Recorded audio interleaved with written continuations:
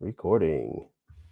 If you work for the Catholic Church and want to avoid burnout, overcome team dysfunctions, and put more souls in the pews, we're here to help. I'm Ty Hua, here with my co-host John Cons, and we're providing leadership development for Catholic ministry professionals.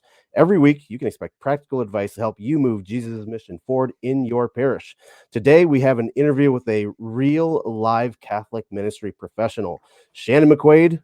Welcome to the podcast. Thanks, guys. I'm excited to be here. It is exciting to have you here, Shannan. I've known you for a long time. It probably feels longer for you than it does for me, but it's been a joy.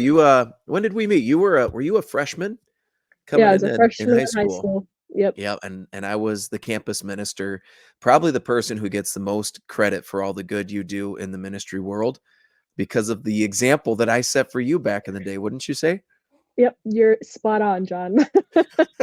Well, I've always said so myself. Mhm. Well, I it bet. is good to have you here, and as our listeners know, we love to bring on real life Catholic ministry professionals just to share from the wealth of your own knowledge, your own experience. And so, as we get started here, why don't we just get out of the way, let you tell the listeners a little bit about yourself, what your ministry looks like, what your story, what led you to ministry, kind of give them the primer on who Shannan McQuade is. Sure. So I grew up here in Sioux Falls, South Dakota my whole life. I have attended Catholic school quite literally my entire life. I even went to a Catholic daycare center. So have been surrounded by that Catholic education my whole life. I loved it and was really apparent in high school, specifically through uh, the high school and through the parish, the adults that poured into me and how that had such great impact on my faith and really inspired me to pursue ministry as a profession. Um, when I was a sophomore in high school, I was determined to not go to Catholic college because I was convinced that if I went to a Catholic college, I'd never learn how to use my faith.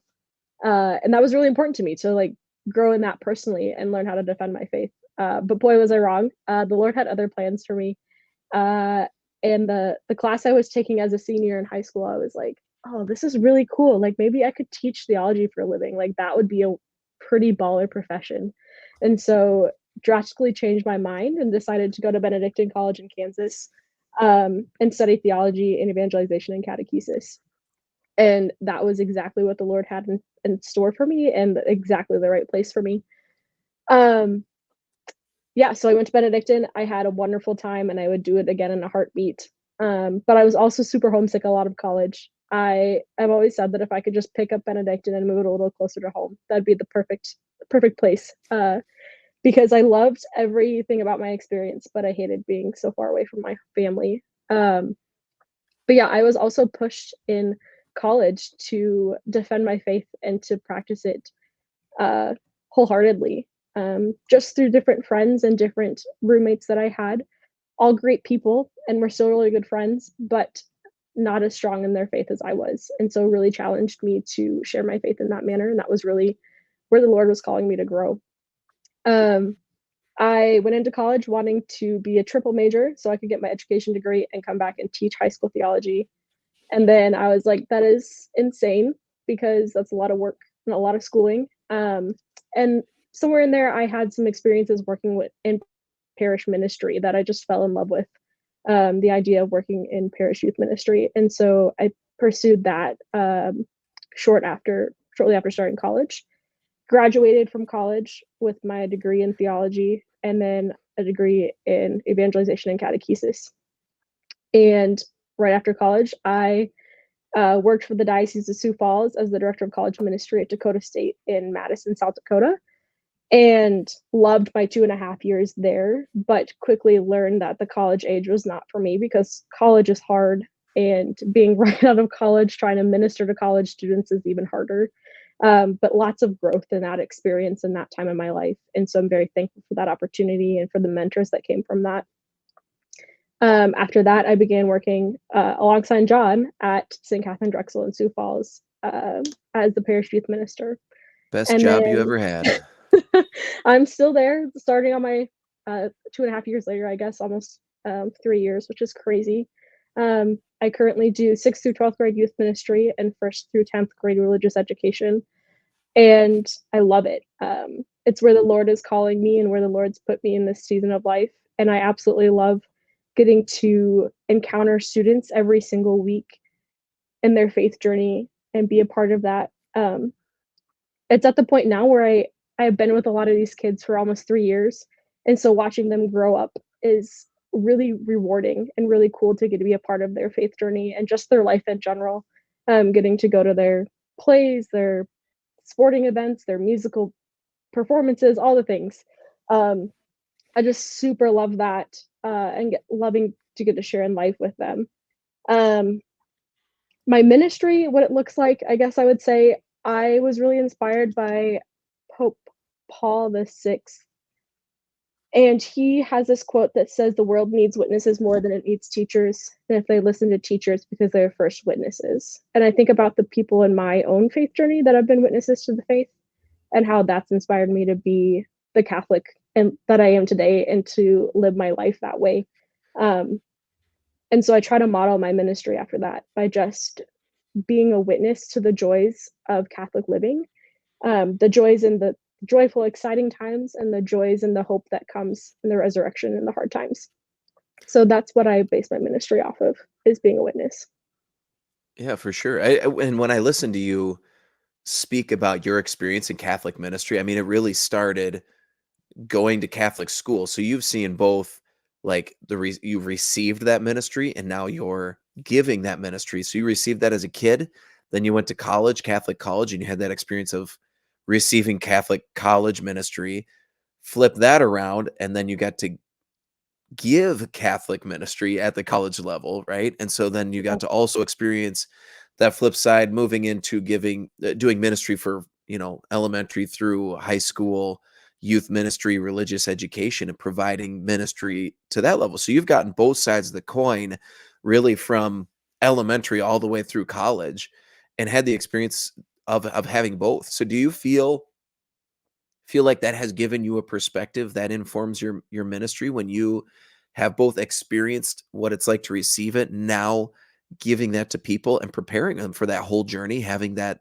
lifelong view of ministry as you've experienced it? Do you feel like that informs how you approach ministry today? Oh, absolutely. Without a doubt. I have a volunteer in the parish right now that she was actually a volunteer with my youth group in high school. So she's Mhm. also known me since I was at, well, middle school and high school. And their family has just been super involved in my faith journey. And I'm so grateful to them because they, I can't think of like a specific moment that this family like said a thing or did a thing. They were just young adult Catholics that were wanting to be active in their parish and decided to come to the youth ministry program.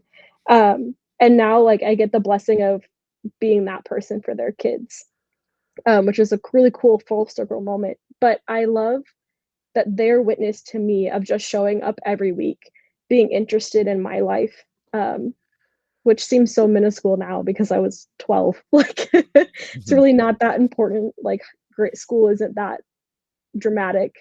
Um, but at that time, it was. That was the most Mhm. important thing to me. And so now getting to be that person to other people, that I get to listen to this kid talk about the hardships, but the joys of show choir. Like, I don't really care about show choir, but I care about you, and that's what's most important to you. And so I get to be that person that cares about that. Um, and just knowing that I have that example from experiencing it my own self encourages me to be that person to my students, which I super love.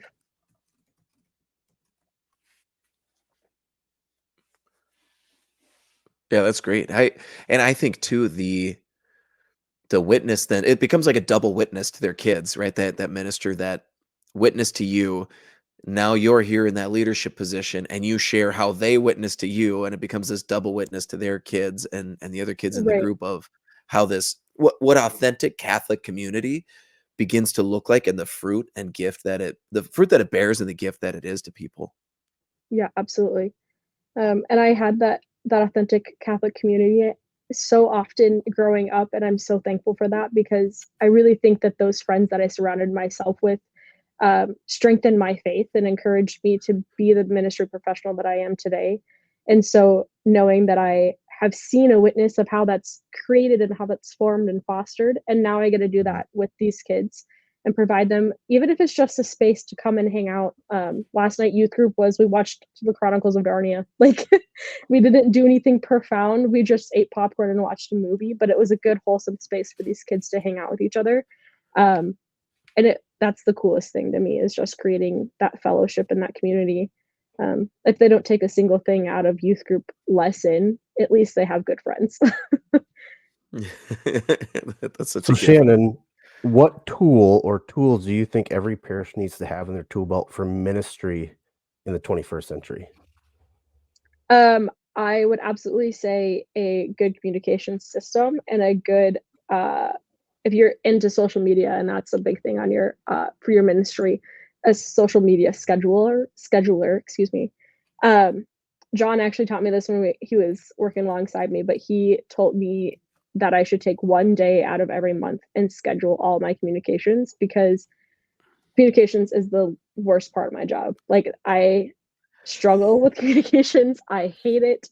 I know it's important. I know it's valuable, but if I don't do it on that one day, communication gets behind, I get lost. And so having a good communications platform that you can schedule emails, schedule text messages, whatever form it is super great. I also I love the design aspect of social media, like creating the beautiful looking social media posts, but then actually remembering to post them and come up with a caption is not great. So if I can do all of my emails and text messages scheduling on the same day, same with social media, like having all of the consistent posts and captions scheduled, then I know they're going out and my work and that is actually fruitful and being used and not just forgetting to send a text message.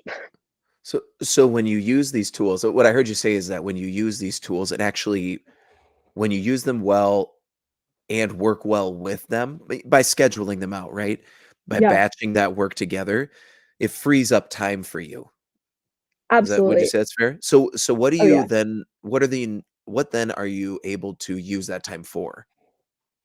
Yeah, I love to be able to use that time to really pour into what it is on my students' heart. So, my first year in ministry, I was super excited because I was like, we're going to use this awesome program about the Mass, and I'm going to make all these children fall in love with the Eucharist. That was my goal. We went through the program, and they were kind of like, like that was great, cool, fun, whatever, but they didn't really get a lot out of it. And so, scramble like week before youth group, I was like, I don't know what I'm going to do this week, but I really want to pray some Lectio. So maybe I should teach these kids how to pray Lectio. Super simple lesson on just like what is Lectio Divina. And then I said, great, now we're going to practice it. And gave them a super short scripture verse. I don't even remember what it was. It was probably Peter walking on water, if I'm honest. Classic. Yeah, super classic, easy to pull things out of.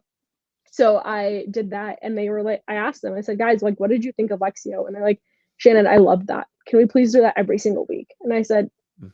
absolutely, we can. And so I got to spend the rest of that year like finding ways to pour into these kids through Lectio Divina. And we just I picked a lot of like the classic Lectio Divina um, verses or passages. And then I just started using the Sunday gospel because I was like, this is going to prepare their hearts well for Mass. Or maybe it's like, we're going to read it again because you probably didn't get it when you were at Mass, you weren't paying attention. So now we're going to actually like dive into that and help you pick parts out of it. So by like full circle back, the using of the scheduler frees up my week to really like pray about and pour into like what is on my students' hearts. What do they desire to know more about? Um, and that's been so fruitful in my ministry and just helping them dive into the faith more. Different ways to pray has been really huge for us.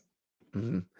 Yeah, it's so important to work well and at a high level, right? To work at a high level to kind of have that view of, if I can find a way to take these things and shrink them into a smaller chunk of time or batch them into a specific time, then I have time to focus on the more important things in ministry, like the impactful ministry that I'm being called to do. So good on you for not just doing that work well, but then really leveraging the time that you created, that free time that you created for the most important things. That's so important to be able to have that foresight and be able to apply that to the work that you're doing in the day to day.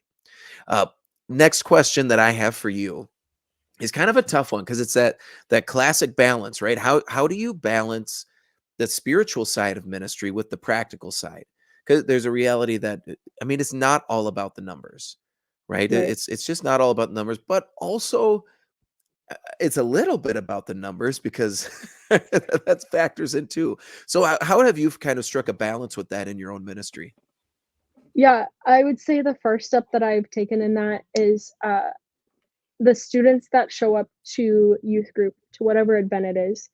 If it's one kid, if it's 10 kids, whatever kids are there are the ones that the Lord has gifted me for that week, for that day and that time, and really pouring into those students. So I have one particular student that's just a real struggle. I want to love him very, very well, but I struggle, and I think honestly it's just because our personalities clash. Um, and so one week it was like the end of softball season. It was the middle. It was really nice outside, just like the worst weekend to have youth group, and we had youth group, and he was the only one that came. God, Yeah, the God's like, only one. gotcha. Yeah. And so I was like, "Okay, Lord, like, I'm here, he's here. I'm not gonna say, 'Call your mom, you're going home.' Like, that's not what I'm gonna do." And so we were gonna play some games, and he taught me how to play chess. I played chess, like, maybe once or twice in my life, so I don't really understand the game or the strategy at all, but he loves it, and he got so much joy out of teaching me how to play chess. Um, and I like to think that's something that he'll, like, remember, going forward and be like, "Oh, yeah, Shannon does care. She did pour into me. She let me teach her how to play chess." He came back the next week, and there were, like, 6 or 7 other kids. He's like, "Dang it, I was hoping I'd be the only one so we could play chess again." I was like, "Okay." Mhm. Um, so really taking that in stride, and, like, the kids that are there are the people that we're supposed to pour into, and whatever that looks like. Maybe that means continuing on with your regular programming that you had planned, um, because that'll impact that 1 or 2 kids, or maybe it's just throwing it all out the window and playing chess. But also, like, on the practical sides, sometimes numbers tell us something, right? So maybe numbers mean this isn't a good meeting time, or isn't a good format for our ministry. So how can we evaluate, how can we better serve our people? So I look at my high schoolers, and there's a few of them that really love youth group, and they're there all the time. But last year I had like maybe one kid come every week, maybe. And so I would still pour into that student, but then I also had to take a step back and say, like, why is it that they're only coming every so often? Well, I think it's because they all have jobs, they all have homework, they're all in 17 activities. And so, not that church isn't a priority, but they don't really have time, another hour and a half to give outside of their 17,000 activities and their homework and their work. And so I decided to switch and do high school youth group every other week, hoping that if it would only occurred every so often, then it would be okay. I only have youth group this week, and next week I don't have it. So if I go now, I can then be invested with my friends. Um, and the commitment level that has changed in my students, because they're excited and they're expecting youth group to be every other week, but they don't feel the pressure to be there all the time because it's not every single Sunday night. And Sunday night is another thing that's really hard for high schoolers because of homework and everything else. So I think, like, looking at the numbers as a practical, like, not that we're doing poor in ministry, but how can we better serve the people that we are gifted to serve? What can we maybe change about our ministry to provide a better space, a better time, whatever it is, to better serve these people? Oh, I love that viewpoint, actually, that perspective of the numbers don't necessarily mean you're doing bad ministry, but it does tell you something about it and maybe how you need to approach that. And where do you think, I mean, did somebody teach you that? Or, I mean, is that just something you've learned along the way? Is that like, where does that come from? Um, I guess I wouldn't say that there's, like, any particular person that taught me that, but more of, like, my knowing my own self and being, like, a total people pleaser, my personality. Like, if I was constantly looking at numbers and, like, letting that be an evaluation of how well I was doing, um, I would just be miserable. And Mhm, so, instead of letting it be something that ruins me, letting it mhm. be something that guides me, um, has just been a game changer and a mindset for myself. whether or not they're the same thing. But Mhm. Well, there's a lot of wisdom in those statements, and so I hope our listeners go back over these last couple minutes and listen to those. Just your perspective and your way of approaching um, that conversation of the balance with the numbers and how that reflects on your ministry, and but really understanding the ministry you've been called to, and being able to discern in there what's the next step forward, which might not be changing what you're doing, but the way in which you're offering it, which is yeah. so valuable. So I hope our listeners go back and to listen to that. So where's somewhere that you see ministry being done well right now? And I mean, this is your chance to brag on someone else, and it could be in your church, could be a ministry you follow online, anywhere in the world, whatever it might be. But somewhere you see ministry really being done well. This is always like one of my favorite questions because I get to brag about one of my really good friends. Her name's Katie. Katie and I lived together my junior year, her senior year of college. And Katie was my Focus Bible leader all of college. I actually almost quit after freshman year because I was so uncomfortable because I didn't know anybody. But Katie texted me and I didn't know how to say no, so I stuck with it. And we actually ended up living together and serving on a couple of mission trips together, which was so beautiful. But our that year that we lived together was so beautiful because uh, Katie was truly a disciple of Christ and sharing that with me by just living with me. We didn't have like we're meeting on Thursday at 10 a.m. for coffee to talk about our faith life. It was just a way of living for her, and it still is today, and it's still apparent. But she really walked with me through my faith journey in college by just living with me and asking me about it, but also being invested in my life. She wasn't only invested in my prayer life, but also my life as a whole and being my friend.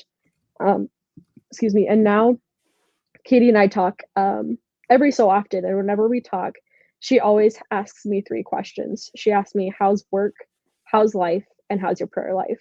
And so, even though she lives in Kansas, she's married and has a baby, and I live in South Dakota, we still find time to chat, and she's still being that disciple of Christ, and discipling me to be a better disciple of Christ by checking in with me on life and on my prayer life and making sure that Christ is still at the center of my life, because she knows that the times that life isn't going great is the time that Christ is not center of my life. And so I just think that's a beautiful witness, like we talked about, beautiful witness to ministry and life, and not just necessarily ministry and working in a physical church building, but ministry as being a disciple of Christ. And she's really inspired me in my friendships in that way.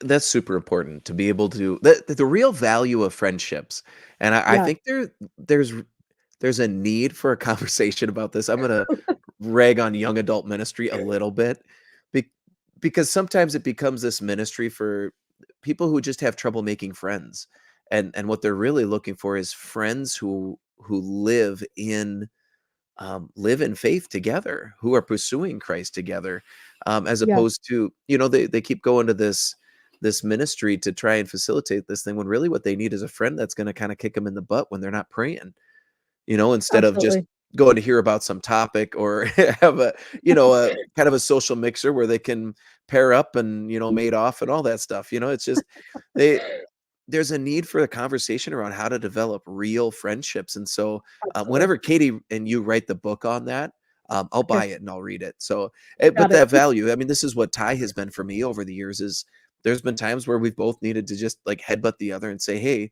you know, get your poop in a group and start living right. Try Yeah. figure this thing out." and but Right. also then being able to champion each other and really get each other praying. Ty forced me to do this, like, what was it, the never ending novena, or what do they call that? The The perpetual, irresistible. the irresistible novena. What? Because It's so long, it's considered it's never so ending. long. and I'd be like falling asleep at night, but I'd be like, no, I gotta finish this because Ty is counting on me. But just the value of those friendships, that just living together, and it's not some those aren't things that we do all the time, but our faith comes up every time we talk, pretty much. Right. And the value of that for leading people in faith is wonderful.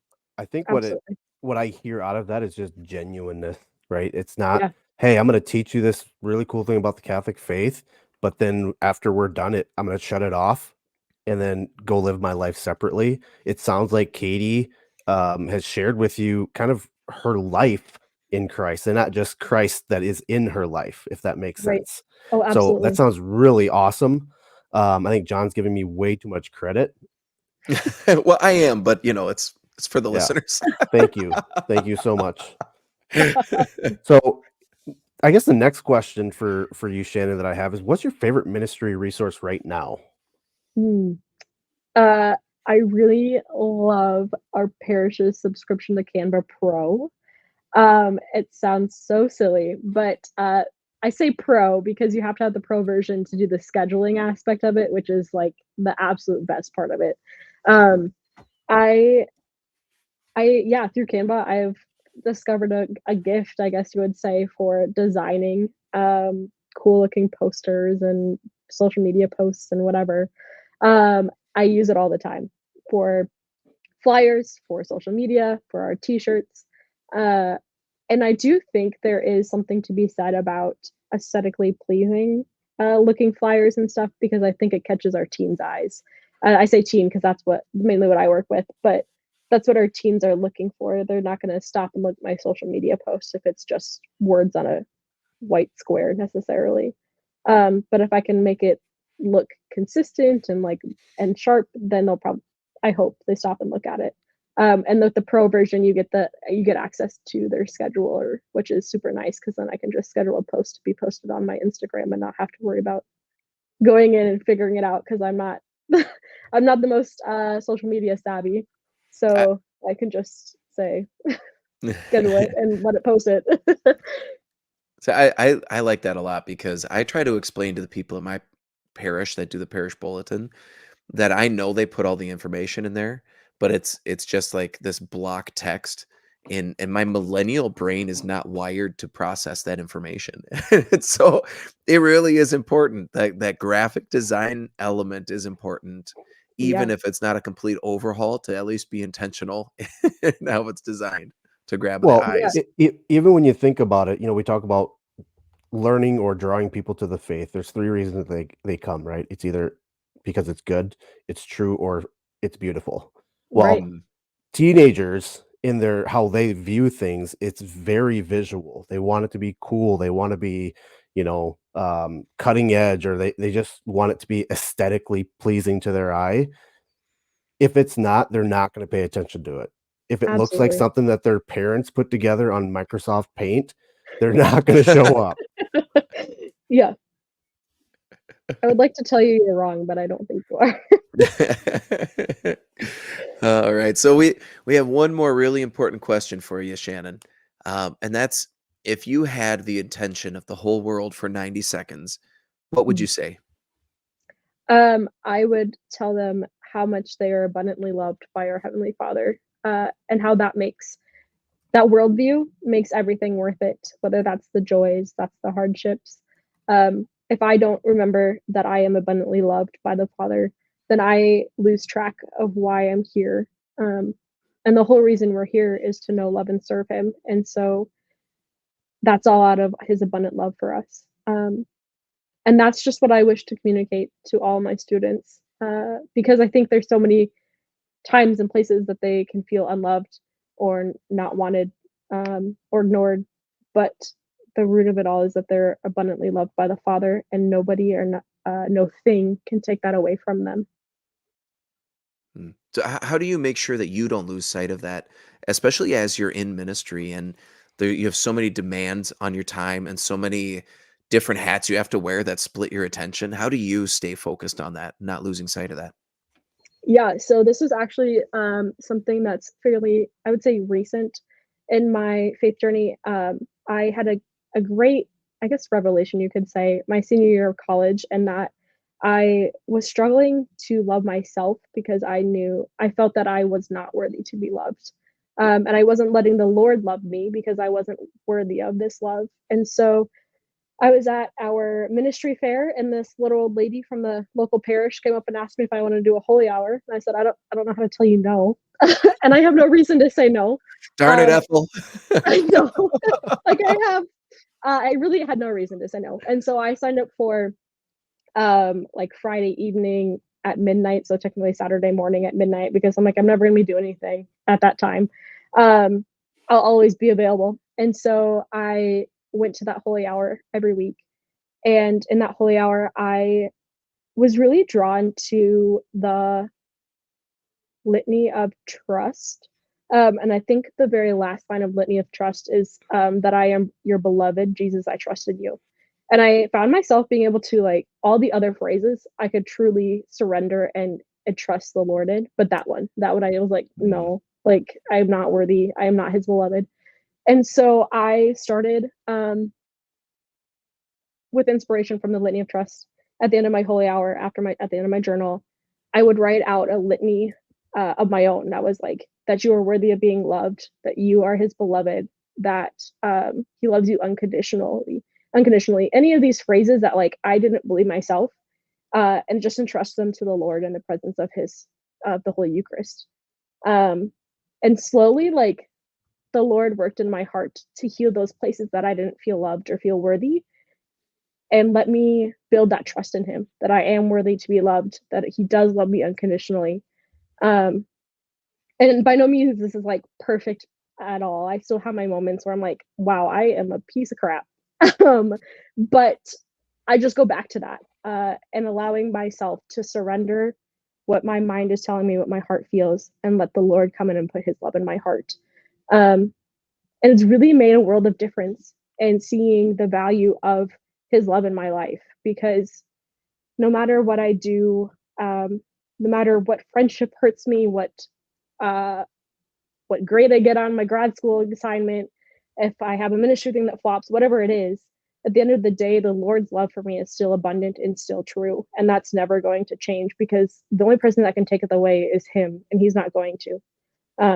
So it's been a lot of work to get myself to this point, to be able to share that. But the Lord is good, and he's brought me here. So. Well, I appreciate your vulnerability. It's sometimes tough to share those things but that's really where the Lord shines, right? In our weaknesses, and when we can confront those and offer those to him, those natural walls that we put up in our own hearts, Absolutely. to really work and allow him to chisel away at those, so we can be even more united to him in every single layer of our being. Amen. So thank you for your vulnerability there. Yeah. This has been an awesome conversation. Is there anywhere you want to invite our listeners that they can go to connect with you if they have questions or want to support your ministry? Yeah. You can find us on Instagram at SKDYouth1. Yeah, that's where all of our youth stuff is. And it's run by myself. So if you have any questions, just shoot me a message on there and I can reach out to you. Great. Who do you think we should have on the podcast next?